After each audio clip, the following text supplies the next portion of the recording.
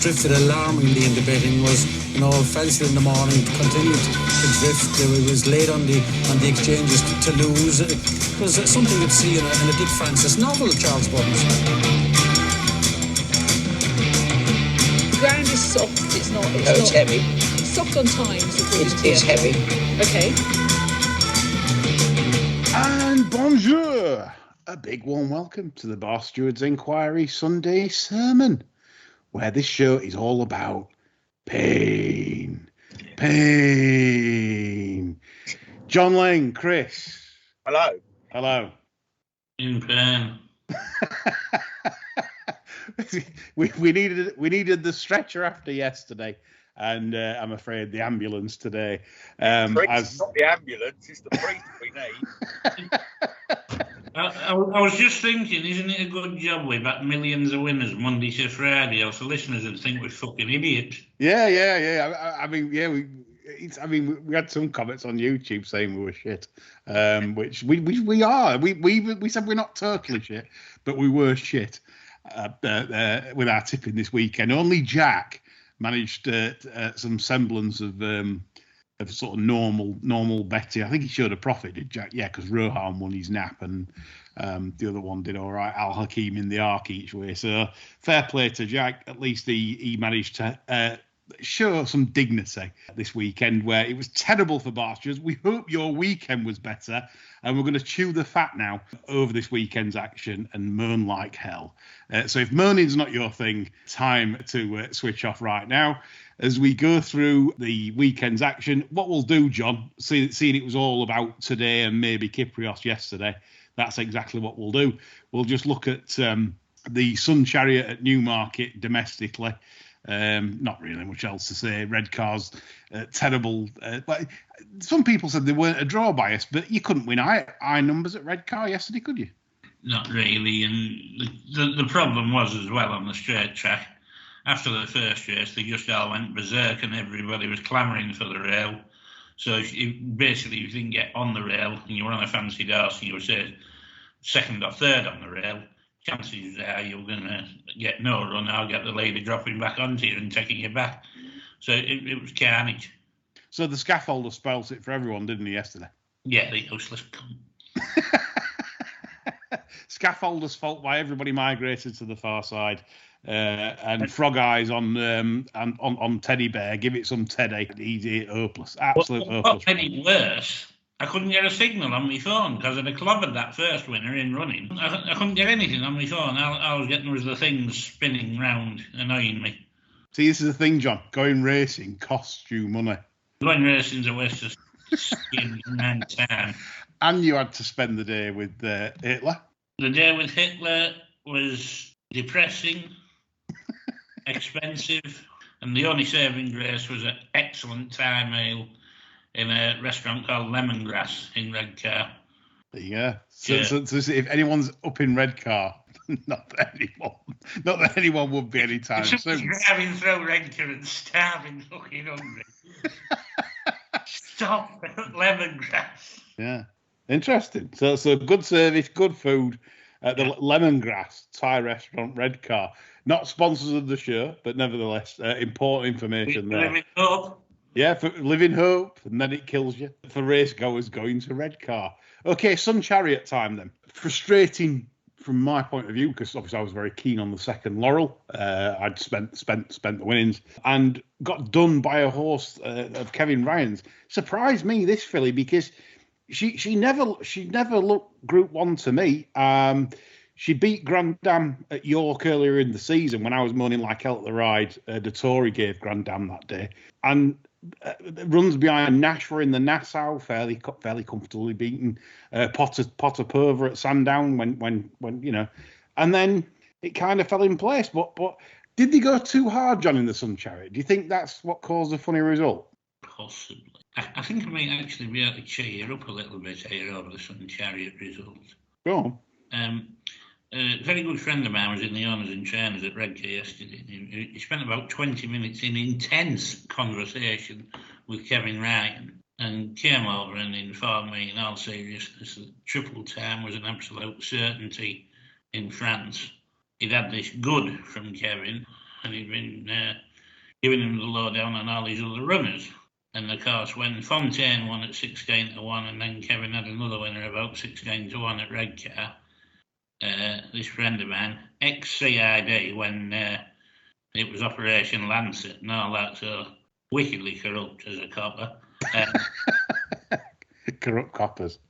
Came over again, pisser than I've ever seen anybody pissed, chuntering like fuck that Ryan hadn't mentioned Fontaine in the Sun Chariot. I said, well, I said it was a 16-1 poke, what do you expect? He said, well, he could have said it was fucking trying. In a group one, yeah. And then I said, well, I don't want to stop him in these, you know. Yeah. Fallon might have in his time. Who knows? Yeah, allegedly. 28s into 16s, Fontaine, and like I said, that I had a large bet Grand Dam at York. Fontaine beats me. I had a large bet on Laurel. Fontaine beats me. I hate Fontaine. Always nice to see Kevin Ryan have a winner, isn't it? Oh, I mean, again, well back there. This is the thing. Some punters have got crystal balls lately because the market moves, and we'll get onto this in the arc as well, seem absolutely mustard at the moment. Yeah. So well played, Fontaine, back as if you were on that one. It was a fast time. I thought they went hard. Like I said, I spent the Laurel money. I was working out, my comeback was complete. And then I was in the bin and on the floor. So someone would be pleased to know that it was a horrendous day for me yesterday. One of the ones I want to forget.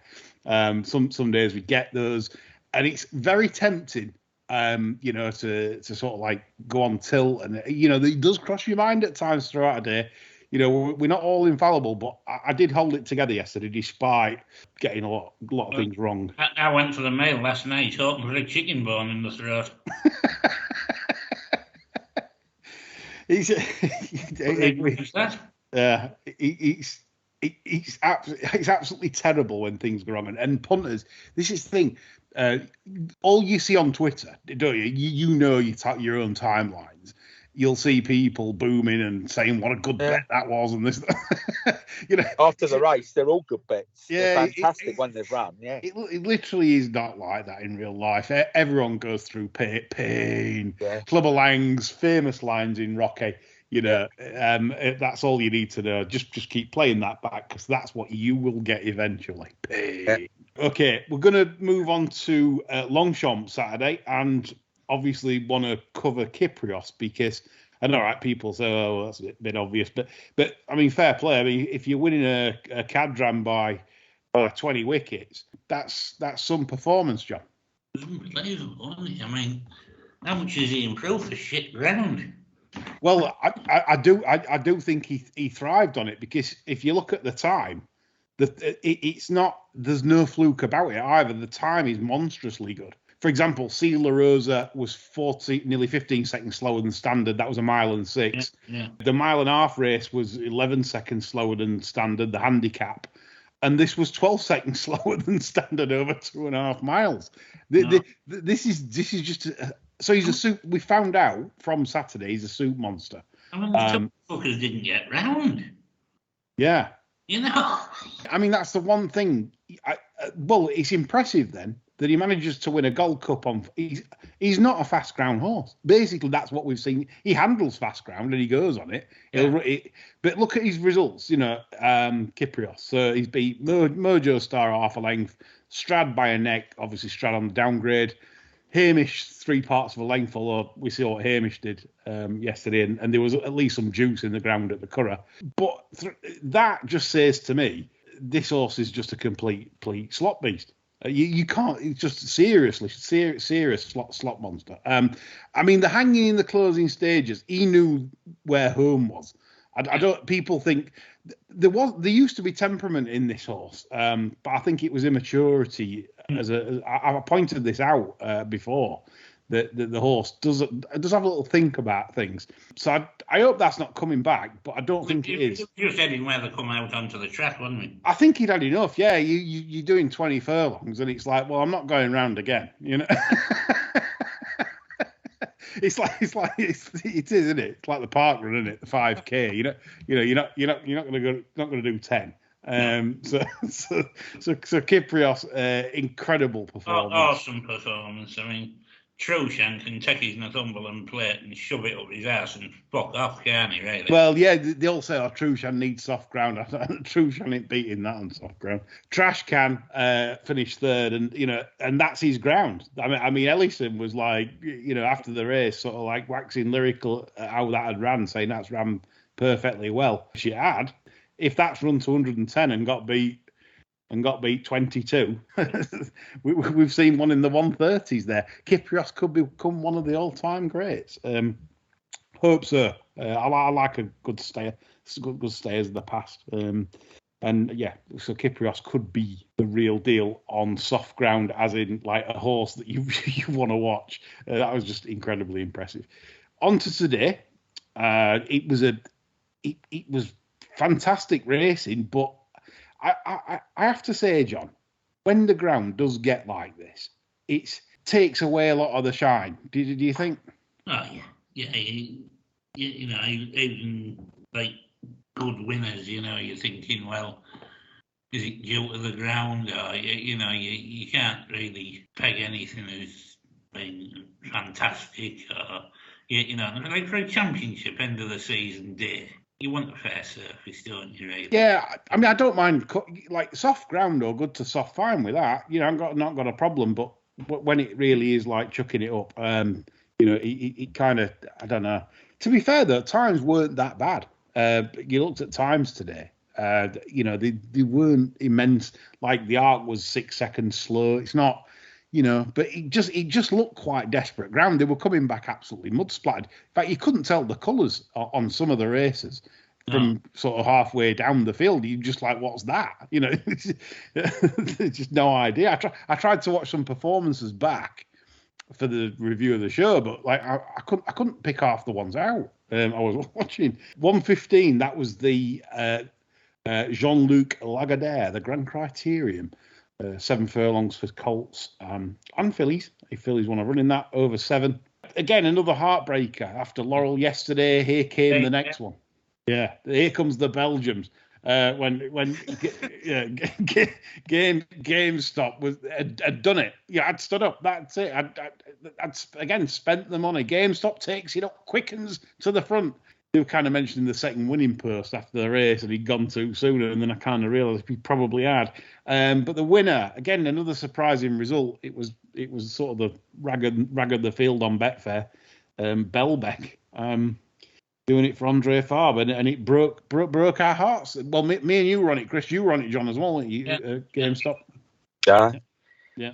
Always nice to see Andre Fabre train a winner on Arc Day. That's all I say. Yeah, it's a joy, isn't it? Yeah. Well, that's his 6th Grand Criterium winner. So obviously knows what he's doing when prepping these horses for this race. I must have bet his 34 losers in that. Yeah, probably me as well. I think I can't remember many winners of that. Did Snurge run in this once? I think I backed Snurge. Many moons ago for Paul Cole. Anyway, the third horse in that, Brazer Sky, that was the unlucky horse in the race. Good, most people will say, because Soumillon was on it.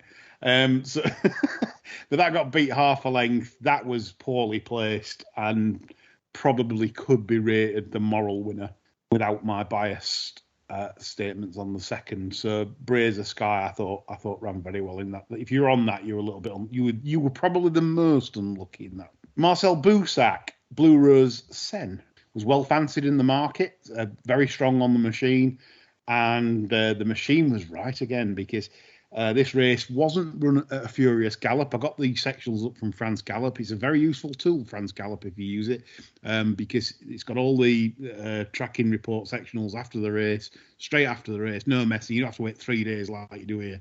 And it's really informative. So it's free. You just sign up for free on France Gallop. It's a really, really, really good site. Basically, they said they'd run 39.5 seconds, I think, for the first 3 furlongs, which kind of said it all, that you had to be on the pace. Ryan was dropping back a bit on Never Ending Story. I didn't think he rode the best on that, but he managed to get third. And John, I know you have noted one in here that ran very well also from the back. Yeah, the solid each way bet on Start Me Up, who, not surprisingly, finished fourth. It is, yeah. After one, yeah. Got a little bit of a bump when she was finally getting out of the pocket she was racing in as well. I think she'd certainly have been second, and my feeling is she might give the winner a race, actually, if she'd been in a bit better place to go at the same time, but... I certainly think after you mentioned it, just having a quick replay of it, I think she'd have definitely 100% without a doubt second. The winner just had such an easy race in terms of positioning. Yeah. Everything went right, and it's one of them, and it enjoys the soup. So, yeah, very good performance from the winner, and you've highlighted an unlucky one there, John, in fourth. The Arctic Triumph. And this is what I mentioned earlier, Chris, about the market sometimes. I always think, especially at Group 1 level, have an immensely good... We all remembered late gambles in the Derby, don't we? Adayar did it. Yeah. Yes. North Light, I think Chris King. Yeah. We all remember late gambles. And Alpinista was so strong on Betfair. Yeah. It literally... I was so surprised how strong she was because, yeah, she is a fantastic mare, real fantastic mare. But you go back through her form, and whilst you can do no more than win, and we know she doesn't do too much when she hits the front, you could still question whether she should have been that price. But the machine knew. The machine absolutely... Prescott must have known because it's the first time he's visited Longchamp for 21 years. So maybe it was Prescott. But Thrasher Morris winning an Arc. Am I in another timeline here? Unbelievable, isn't it? Yeah. I did notice he had his whip in the forehand position after vehemently denying he ever used it in the forehand position. Really? Well, we should get on to Thrasher because he came onto the bastards. Saying he never used it in the forehand. So he did have it in the forehand then, John. Oh, definitely, yeah. I mean, they went in close up on him, and you could see him mouthing the words. Look at this, you fucking idiot. So Thrasher wins an Arc. Like I say, sometimes I just can't believe it. I mean, one of John's tweets today were quite funny. He said after the Arc, he said, "Why you'd shove a microphone straight up Prescott's nose after and say, why didn't you get that off 55 at Chepstow?" Yeah. Win 7 races first. I know. There we go. This is what we do as barsters. That'd be our first question. Why did this not appear in handicaps in the 50s, Sir Mark? Anyway, Verdeni surprised me in the race. I must admit, I was very against Verdeni, and barring the Supermare, would have won the Arc and made me look a fool for the 47th time this weekend. Jean-Claude Rouget, fantastic. Verdeni off, I must admit. I thought 12 furlongs, really soft ground. No, it's a no. It's a massive no, and it should have been place lays all round. And if you place laid it, you're in the bin, just like I've been all weekend. So it's like you say, it's just wrong. Because obviously it is soft because Torquato Tasso's run his race, the older flug. Al Hakim ran a blinder for Jack. Trying to look for bad luck stories, couldn't find many really, although they were all mud splattered. Luxembourg got messed around a bit about 2 furlongs out by Alan Kerr, who looks a right bastard now, John. That were wandering left and right and all over the place. It would just want to smash into everything. And it smashed into Luxembourg, sadly for Luxembourg backers. It'd be an interesting purchase for the sticks, wouldn't it? Yeah. And so Luxembourg was a little bit unfortunate on that, but it probably wouldn't have finished much closer. It was beaten by a neck by Westover. It would have beaten that. Would it have finished possibly 5th, maybe? I would say probably 5th best. You could probably upgrade it a couple of places, maybe, if you're being generous. Apparently, Ed O'Brien said he's finished with an injured hip. Yeah, look, it's weird training. I mean, people have congratulated O'Brien on a fantastic training performance this year.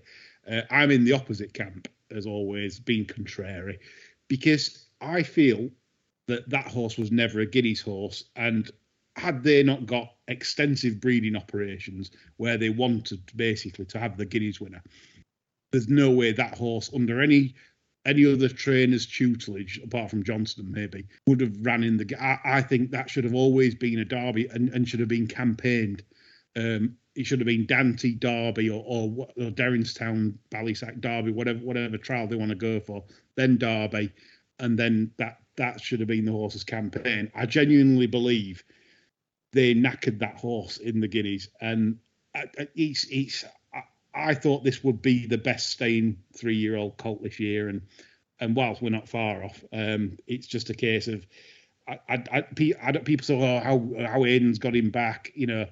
They even admit they trained him different to get him ready for a Guineas, and again, it's like square pegs and round holes, John. Do you agree? It was always going to be tough for the Guineas for me because of the physical makeup of the horse going to the market. He'd never be one I'd want to back on the course where he'd need to be like what I'd call handy or agile. I kind of wrote him off today because I thought he'd need to be more agile than he's ever shown, given the likely ride he was going to get from Ryan to get the trip, spend most of the race in the pocket. I don't think it matters. I mean, I don't think we'll see him again after that. Yeah, you know, it's a case of what might have been with him, I think. Yeah. The Jap horse, I don't think it handled the ground. I mean, I might be wrong about it, but that's generally the best they've got in Japan. And so if that has gone on the ground, then because Broome beat it and Broome was sort of forcing the pace with it, so I was disappointed with the Jap horse. If I'm honest, did feel making the run in the arcs never usually advisable. They just don't like it soft, the leggy taps, do they? No, I mean I looked at the sectionals thinking, well, have they gone too hard? And they hadn't really. It was a good even pace. They were doing 13 second flat, 13, 13s, 13s, 13s, 12 and a bit, 12 and a bit. It was all pretty even. So I wouldn't use the thing about that they've gone too hard or anything like that. I just don't think it was good enough on that sort of surface. Okay, pre-opera, obviously the icy one. Lots of people obviously wanted Above the Curve to win today. Ran a blinder. You know, you can't knock the bet that's Icy's given out. It has run an absolute perler, I think. You probably would, in hindsight, would have liked to have seen just less testing ground, maybe. But it was running on it. It was running over them at the finish. It was kind of already shaping there that she was probably wanting a little bit further. Do we agree with that? Yeah, I think that's reasonable. You know, she would have beaten Nashua in another one or two, well, maybe one, maybe two strides, and probably one stride. And Maestro was a little bit unlucky in the run. That come from quite a way back and had to weave through and got a bit messed around. Maestro, I think, would have gone very close as well, possibly. Mm-hmm. The winner come from the same position. Farb Carrots today were too strong. He shoved it right up everyone with 214s. It went off on Betfair. Christ. Yeah. So yeah. But yeah, look, all the right horses are up there in a way, barring the winner. You've got Nashua Above the Curve, Maestra, if you take the winner out. So it's probably good form in slop. Again, ground that probably doesn't play to anyone's strengths, really, barring the winner. At 425, the Pre-Abbey Platinum Queen, you know, doing it for the 2-year-old John. Again, very impressive. You know, Midland Park lot, idiot, all shouting down the screen, louts, John. Possibly. I just think an Abbey on slot like that with a massive draw bias, and that's just, I wouldn't want to know as he has going in the farm boat there. Yeah, stall 7, stall 1, stall 8, stall 3. If you're drawn wide in that, you're sort of struggling. The bet that Mick Barhe's probably ran well from stall 15 in 8th. New York City 13 in 6th for O'Brien. So Rarsell stall 16. You know, it was difficult for a lot of them. That is such a draw bias, like you say, that maybe you should take the result with a pinch of salt. Okay, the last one today. that's worth talking about was the Prix de la Forêt, and there's not really much talking about to do here, is there? No, same old. Soft round Kinross, 7 furlongs, bang. Yeah, and Quentin was right on the show.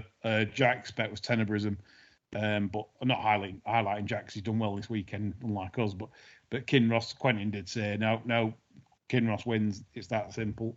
So he was spot on to finish the day, and it was over from a long way out, really. So if you back Kinross, well done to finish the weekend. Okay, now we come on to some interesting points of view on the show.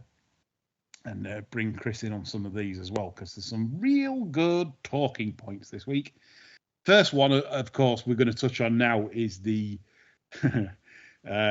Spanish Archer, Christophe Soumillon, Elbow, and so that's definitely his new nickname, Elbow. So Christophe Soumillon, if you've been under a rock this week, like I wish I had been, he inadvertently decided to push Ross O'Ryan off a horse at St. Cloud. Absolutely blatant, plain as day. Caught, cameras saw it. He just literally gave him a good old elbow in the shiv, and that was it, John. Ross O'Ryan on the floor. Yeah, insane, really. I don't know what the fucking hell Ruby Walsh was talking about when he was comparing it to move he made on the Scaffolders horse when he won the Commonwealth Cup. Oh yeah, the Norfolk, or not with Norfolk. Well, I mean, his hands had come off the reins in France. I mean, he was pulling the horse out in the race at Ascot. No comparison. I mean, this was borderline out, wasn't it? Really, I mean. Well, Chris, isn't this right though? Let's say. If Ryan had basically been seriously injured, Soumillon would be facing some serious, maybe even time. Yeah, I mean, it wasn't sort of an ill-judged manoeuvre that resulted in, Ryan getting sort of shipped off. It was a deliberate, cynical act. And you would expect a penalty that would be commensurate with... I'm sort of stunned that he only got, what has he got, 2 months or something? 2 months. There was a similar case in Ecuador. Yeah. In fact, very similar, actually. Literally pretty much carbon copy. Yeah. Having watched the video. And the jockey in question got a life ban. And they're allowed to carry guns in Ecuador. Drug runners. but it wasn't an ill-judged manoeuvre. He pushed him off. Leaving aside the fact, the guy could have died, but he could have been, permanently paralysed. It's mad, isn't it? Well, if you remember, I mean, we've had a case pretty recent to this with the Tylicky Drunken Graham, scenario. Where Drunken Graham decided to just chop up Tylicky, and Tylicky comes off and ends up being Ironside. And so Ironside's won his case. I don't know where he got on that. Whether he earned any money out of that in particular. Because could Graham Gibbons pay him anything? I don't know whether he was in the insurance scheme or something. Oh, he could have. Yeah, I mean, look, I hope Tylicky's got sorted out with all that, and he deserves it. If it's been adjudged to have been reckless from the Funky Gibbon, so obviously Tylicky needs compensating. But again, going back to this, that I think the lack of media coverage on this as well is like today. ITV today, I think, could have really made an issue out of it, but did they say much, John? I didn't watch all the ITV coverage. I couldn't stand much of the coverage, to be honest. I kept switching off because same, but there was a football match on and there was an Arab race on. Well, really. Yeah. The Arab race, Sheikh Mohammed's daughter running from Sheikh Mohammed, I think. Something like that, yeah. Well, I mean, the good thing, the right people are sort of making the right noises. Franz Gallup have actually come out and said that they didn't want Soumillon to be riding at Longchamp this weekend. Obviously, the rules stipulate that couldn't be the case in terms of when the ban kicks in.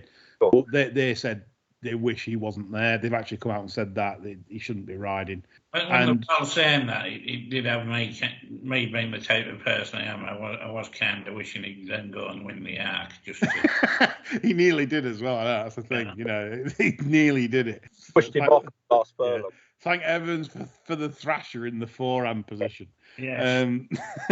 But yeah, so Soumillon, he's come out and he has said sorry, but there's been one or two people that's questioned him mentally, as in, is he okay mentally? Is he all there? Because obviously to do something like that is just bizarre. It's just bizarre behaviour, no matter what. Even if Ross Orion's calling him a see you next Tuesday, you know, in the run, it's just a bizarre thing to actually do.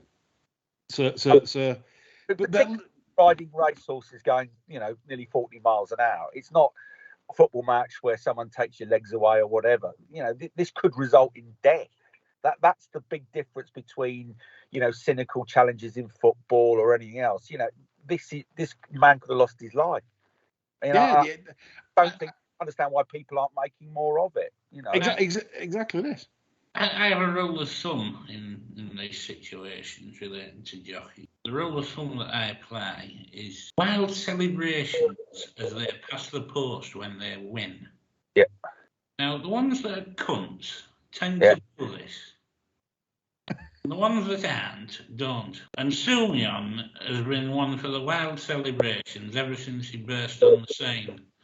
And I've always had it in the back of my mind that he's probably a cunt as a result of that. Do you remember his wild celebration at Sandown after the eclipse? Indeed. When he chopped up, so he stood up in the saddle after the line.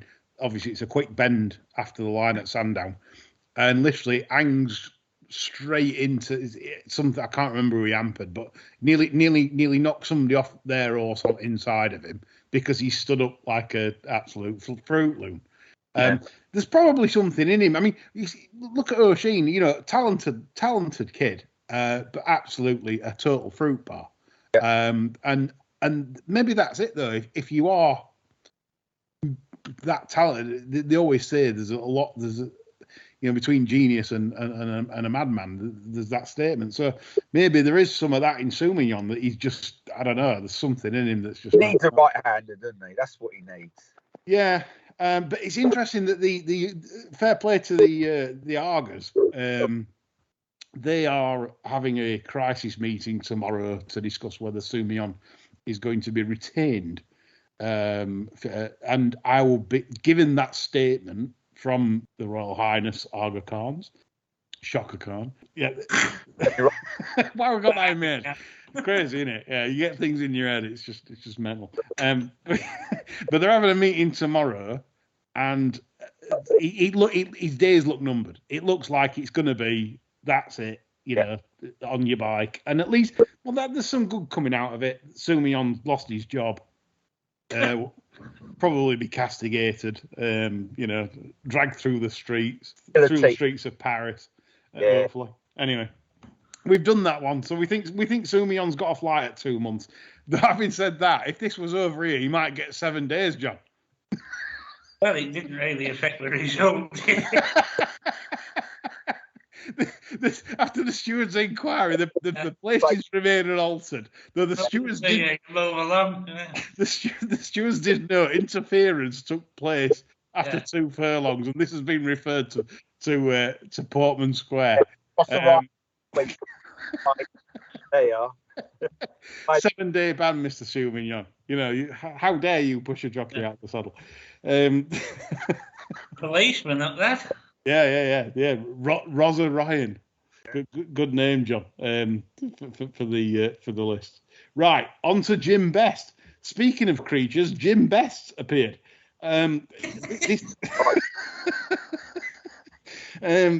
Jim Best, former trainer, obviously disgraced trainer, after telling a jockey of his, Paul John, not to win the race, as in, I don't want this anywhere near in the 3. Paul John threw him under a bus all those years ago, and the BHA obviously took his licence off him. Obviously, Jim Best now is returning to the fold. And I don't think this is a good thing. This Jim Best, for listeners maybe not into or our younger listeners, he'd be a trainer that lands gambles. He's not interested in, he literally is. If the Jim Best horse is 5-2 and well bet, then fantastic. If it's 33s, it won't be in the 6. That's the rule of thumb. So Jim Best is coming back. Is this a good thing, chaps? Yeah. He served his time, hasn't he? I mean, he hasn't killed anyone. Yeah. The guy has a right morally to ply his trade, and providing he meets the licensing requirements in terms of the stable. I mean, why not? I mean, racing littered with people who've done the licenses. Ryan Price, the famous one. Jockeys, Frankham as well. So yeah, why not? No problem. Yeah. I'm glad you said that, because there is part of me that agrees, because obviously if Paul John hadn't thrown him under a bus and said he told me not to win the race, right? I mean, how many jockeys you usually when they get banned under the non-triers rule, the 40-day one, the trainer always says I was happy with the ride. Yeah, the jockey plays the Omerta card. So Paul John decided on this occasion he wasn't going to do that. And he just said, no. He told me not to win, Your Honour. And so that was it. Jim Best was gone. Paul John had done him, bowled him a googly. And that was it for Jim Best at that time. So Jim Best is returning. But Chris, I do agree that this is the game where, look, if you are operating a handicapping system where you get a mark after 3 runs, and that's all this horse was. It wasn't a fancied run. It was some absolute no-oper. This is the thing, right? So the VHA, though, they are selective with their punishments, because I know a lot of sort of collar feeling that goes on behind the scenes, i.e. a trainer that they like or they don't obviously want to draw attention to. They will have a quiet word in their ear if they feel something's, come on, let's play fair. You're taking the piss a bit here, but it's probably a more well-to-do trainer. Yeah. Now, Jim Best was probably a very easy target. Again, we've always said this, haven't we, over the years, John? The BHA love the smaller, easy target. Absolutely. Yeah, I mean, it's a quick win, isn't it? Because they won't have the money to pay it properly, and will just quietly slope off and take their punishment. Yeah, no. So I'm look. Some people will actually be listening to this thinking, no, he's a cheat. Look, I do. Yeah, name me a trainer that isn't. They are all cheats. There's cheat, and then there's cheat in inverted commas, and people forget, as you said, that those Jim Best horses were no hopers. He wasn't stopping even money chances. These were just horses that were given a run up to get a mark, which everyone does, including, dare I say, some of our most well-heeled trainers do it. Of course. Yeah, and everyone understands it. Yeah, so Jim Best is back, or coming back soon, so watch out for his runners. If you think they're having a job filling cards out now, just imagine what it'd be like if you got all the cunts out again. That's exactly right. Yeah, they can't afford to ban any trainers now, can they? They can't fill fields. So right, this brings me on to more hypocrites coming up here. Look at this. Hayley Turner, John, this week. Hayley Turner and John Egan. So Hayley Turner puts in a complaint about John Egan's etiquette after a race that took place earlier this week, whatever it was, and said he was disgusted. He made some terrible comments this time, but apparently none was chauvinistic or misogynistic, or there was no sexism there involved. I think he just threatened to kill her, probably. Knowing John Egan, is this double standards though, John? It's double standards from Turner, because it's barely 6 months since she was signing a letter that was making out that the weighing room was nothing other than Pony Club Valhalla for riders. Where they were all just lounging around having pale grapes fed to them, and never a cross word was uttered, and all the rest of it. Now all of a sudden, John was unnecessarily rude. I mean, at least John wasn't stark bolt naked, waving his cock in her face. Maybe that's what she wanted. Sort of person that you know, will complain about the police until she's a victim of crime, and then be on the fucking phone hassling the police. Why haven't you solved this crime? Why haven't you solved this burglary? You know, it's that kind of virtue signalling. You know, she made a statement that suited her at the time until she's the victim of it, and then she squeals like a stuck pig. And society like that. She makes that statement. There's half the waiting room that's behind stop the gun. And they're all patting her on the back. Ah, well done, Hales. You'll keep it all in house. Lovely lass. All the rest of it. Then as you say, Chris, the minute it turns on her, woe betide. Correct. Yeah, because she never spoke up for Bryony, did she? No. On the contrary, it was a front page thing. She threw her under a bigger bus than Paul John threw Jim Best. There's more buses going past here than that depot that Blakey used to run. Exactly. On the buses, yeah. So Paul, John, and Hayley Turner under the bus throwers. Anyway, yeah. So I must admit, I was the same opinion. I didn't have much sort of sympathy for Hayley, really, because apparently it's just banter. You know, it's a done thing in the weighing room. The thing is, you can imagine it. I can imagine it. Let's say we're all doing it, and it's like, say like I've had $2,000 at 7-2 my horse at Chris, and you cut me up in final furlong, like as I'm coming to make a winning challenge. You know, I'm wanting to fucking do you in after. That's you know that's how it is. You know that's life. But you know what annoys me is that the people in this life are saying, oh, you know, you should just deal with it, grow a pair, blah blah blah, until they're the victim of it, and they're the first to squeal and say, oh, this is terrible. He's a classic example. ITV, well, I don't think they did.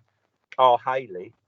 I mean, this is the thing, and the coverage as well of ITV.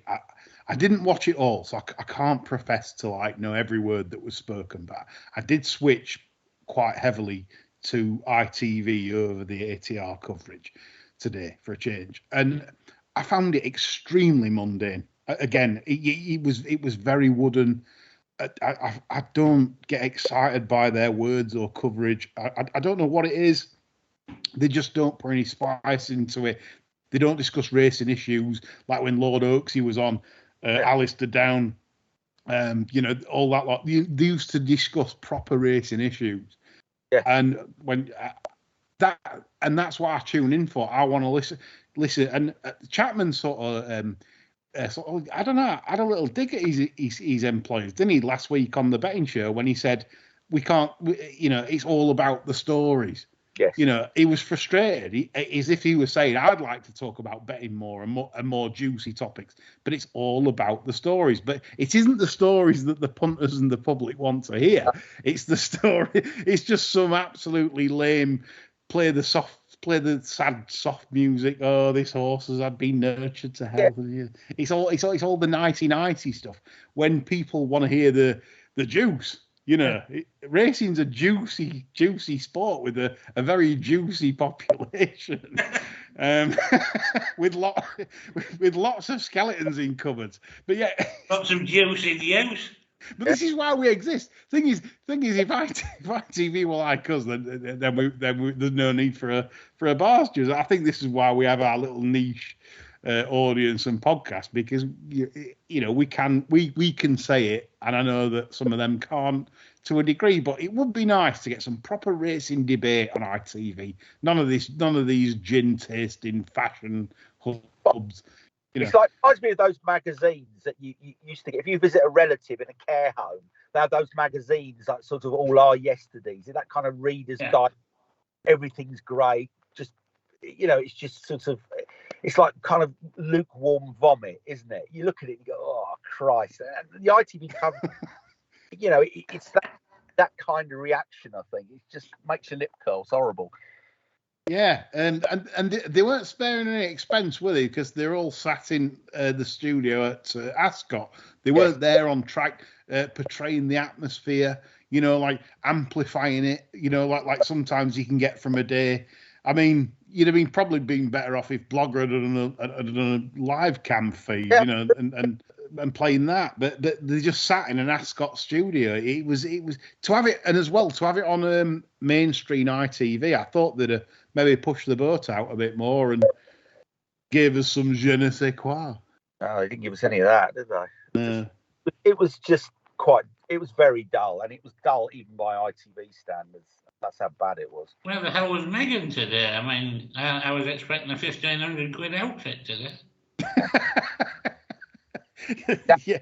The Fairfax and Favour sort, the old where the boots cost about 400 quid and the skirts are 450 and no Megan at all. So the budget, where's the budget? ITV. They must be saving up for the return of Francesca.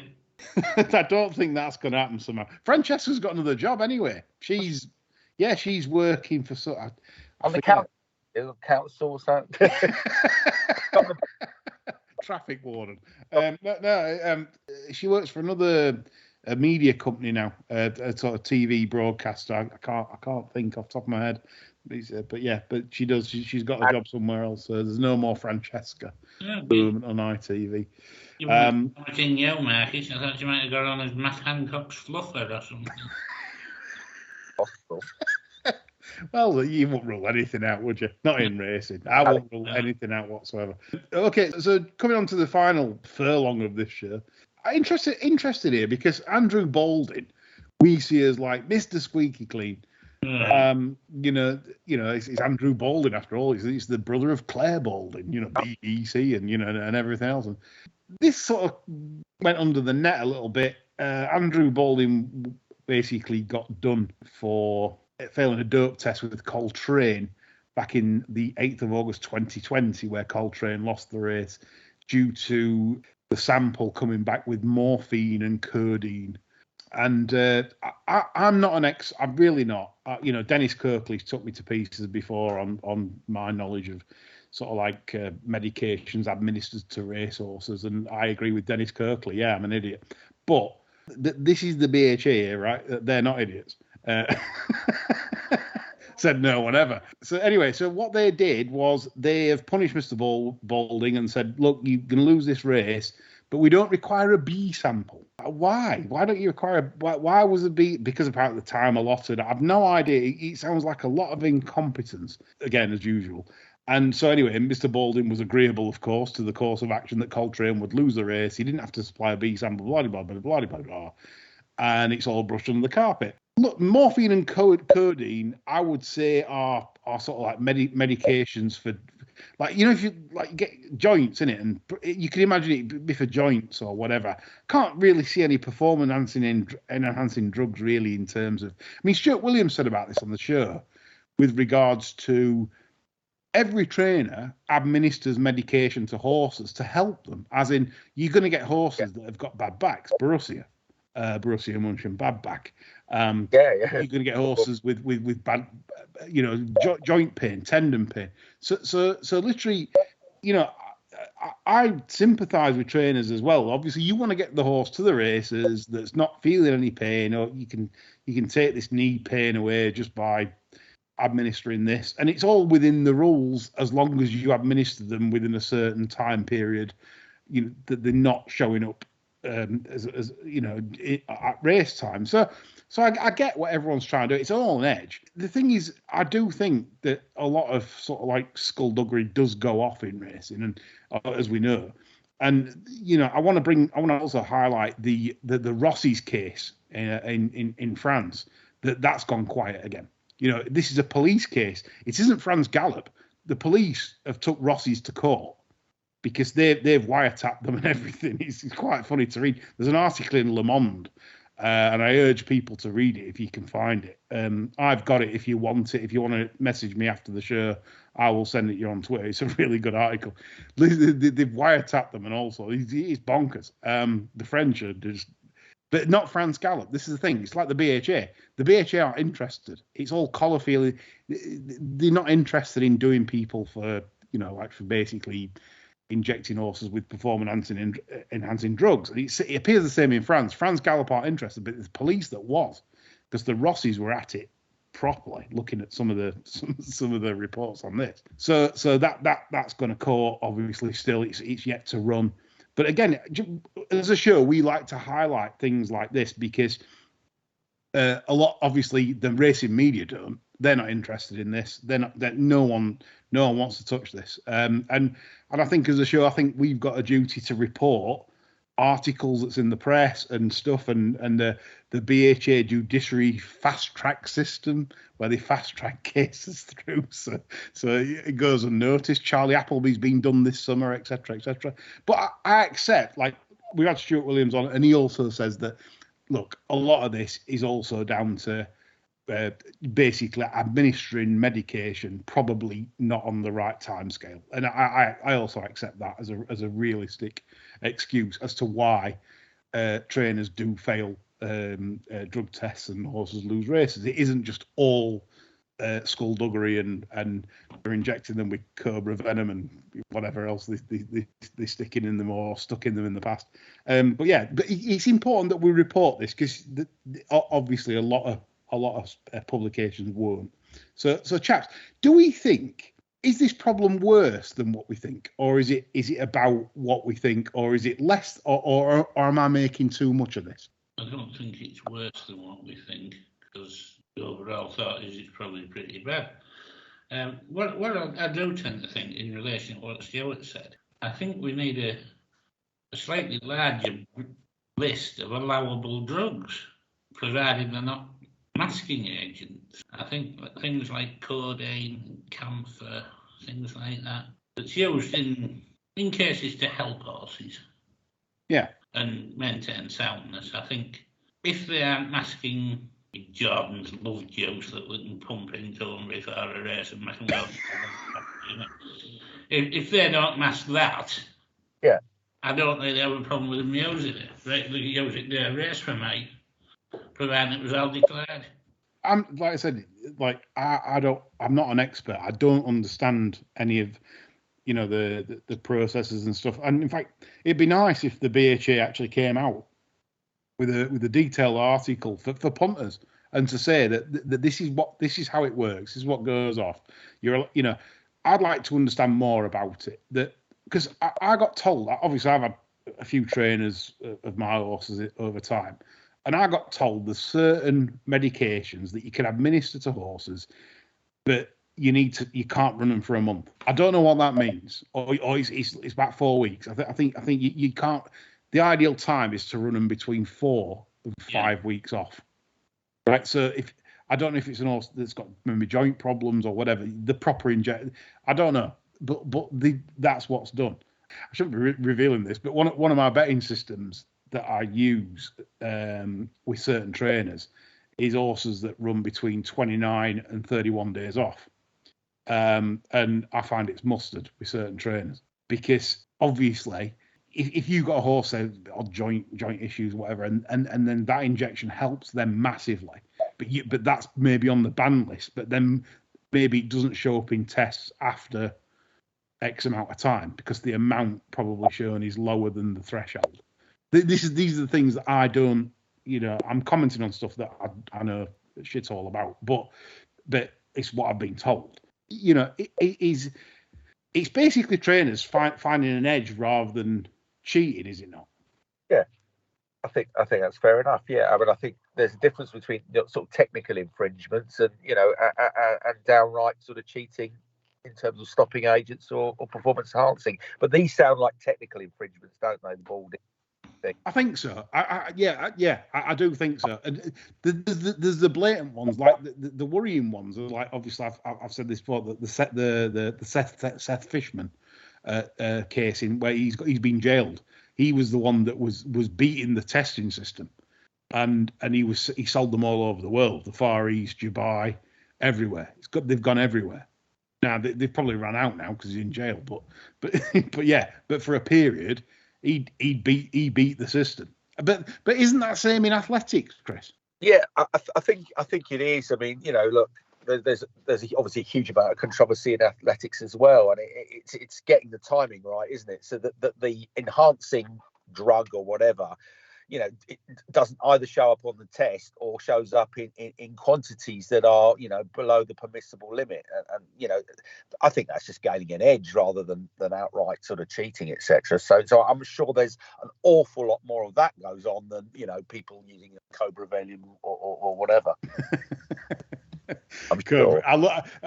Turd venom, Cobra. I've heard all sorts. Turd venom, Cobra venom. There'd be some crackers over the years, but that made them go oof. But if you but then again, Chris, right? So for like our people that are out there saying all drugs are wrong, this and that, right? Why is it if it's not on the list and they find a drug that enhances performance, then what are they doing that's actually wrong? Well, exactly right. I mean, it's all professional sport is about trying to find an edge. The idea of this kind of whole Corinthian attitude to athletics, cycling, whatever, that's long gone. Any professional sport, there's usually an awful lot of money at stake for most sports that get sort of terrestrial coverage. So, it's perfectly legit to try and eke out an edge. I mean, you'd be mad if you didn't. And I dare say that those that don't try and find an edge, they're no longer training or they've gone skin. I don't think you've got a choice anymore. No, I totally concur what you just said. Right, to finish the show, John, have you any Jimmy Lindleys? Nothing I'd want to pass on at this stage.